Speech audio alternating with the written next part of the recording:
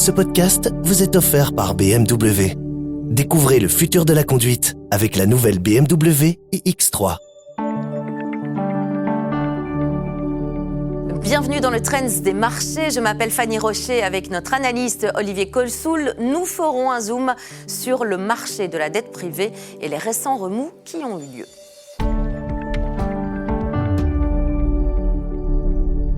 Il est temps de nous pencher sur le trend des marchés. Les bourses européennes ont clôturé en hausse, les investisseurs anticipant une nouvelle baisse du taux de la Réserve fédérale américaine en décembre après une série d'indicateurs économiques décevants aux États-Unis. Sur Euronext Bruxelles, Solvay a fini la journée en tête du BEL 20 et a aligné une 5e séance de hausse consécutive. Hors indice, Wereldhave Belgium s'est également illustré. D'Ieteren a par contre été plombé par une note des analystes de Barclays qui ont abaissé leur objectif de cours à 212 €. Fluxys Belgium a aussi connu une séance difficile. Le crédit a récemment été dominé par la nervosité suscitée par les défauts sur le marché de la dette privée. Les faillites d'entreprises comme First Brands et Tricolor, qualifiées de cafards de crédit par le PDG de JP Morgan, mettent en garde contre d'autres accidents à venir. Alors, la première question qui vient à l'esprit est la suivante et on la pose à notre invité, notre expert Olivier Colsoul. Bienvenue Olivier. Qu'est-ce qu'on entend par la dette privée ? Eh bien, c'est simple, c'est l'ensemble du crédit qui est octroyé à des entreprises non cotées et qui ne passe pas par le canal bancaire traditionnel ni par les marchés obligataires. Alors, la dette privée, c'est un segment de marché qui était en forte augmentation ces dernières années, attiré en fait par donc les investisseurs ont été attirés par des rendements supérieurs aux classes obligataires traditionnelles et ça permet aussi d'avoir une certaine diversification dans son portefeuille. Mais de quel ordre de grandeur alors on parle ?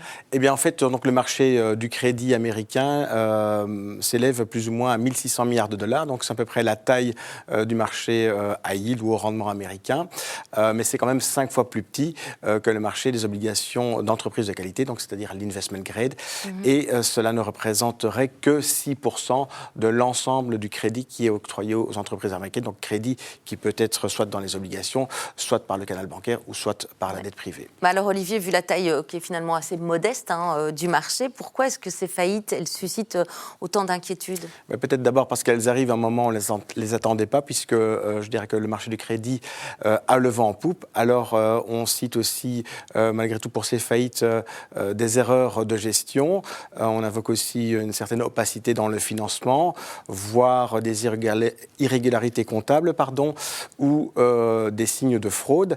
Et donc, il est clair que cela pose question quant à la transparence et à la gestion des risques dans ce segment de marché. Ouais. Et ça pose aussi question, je dirais, sur la crédibilité des ratings de crédit qui sont peut-être parfois trop facilement octroyés. Oui, c'est ça. Et c'était quoi alors la réaction des investisseurs dans tout ça ? Eh bien alors, sur le marché du crédit qui, par essence, est malgré tout jugé illiquide, il y aurait eu certaines sorties de fonds. Sur le marché d'actions, on a vu que les grandes institutions financières américaines ont quand même été un petit peu éclaboussées.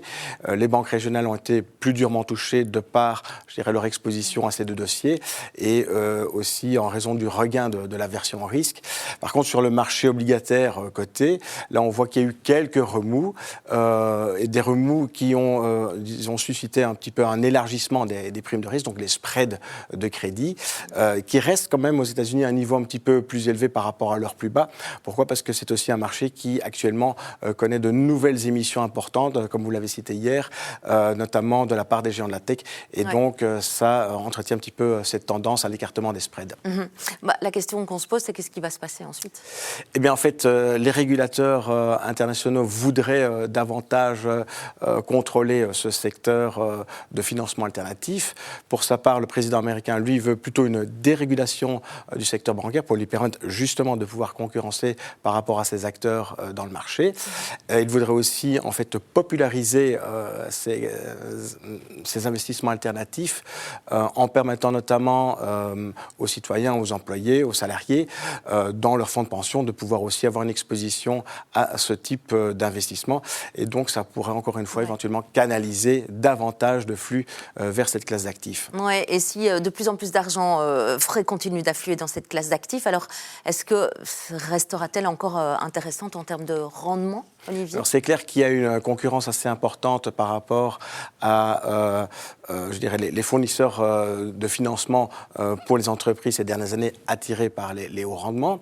Le patron de Blackstone a dit que l'âge d'or de la dette privée avec des rendements autour de 15%, ça c'est derrière nous, mais il considère néanmoins qu'on peut avoir encore des rendements tout à fait attrayants et relativement corrects. Si on regarde les chiffres publiés au troisième trimestre par Blackstone, eh bien on se rend compte que le rendement sur, je dirais, les crédits privés tourne en rythme annualisé autour de 10%, alors que les placements sur des obligations plus classiques tournent autour de 6%, donc il y a quand même encore toujours un écart favorable en la matière.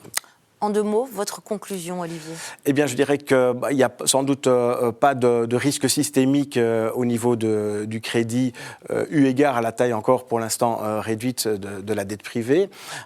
C'est clair qu'il y a des taux de défaut, comme dans les autres catégories obligataires, qu'il y a une certaine dégradation des paramètres d'emprunt, ça on le constate. Ouais. Et donc, ça nécessite d'être plus vigilant par rapport finalement au financement et aux investissements que l'on fait, mais le contexte global reste, avec des taux d'intérêt qui sont plutôt orientés à la baisse, reste quand même plutôt favorable pour le crédit, et on ne voit pas donc non plus l'environnement mettre à mal cette classe d'actifs. Merci à vous pour votre expertise, Olivier Colsoul, et à tout bientôt.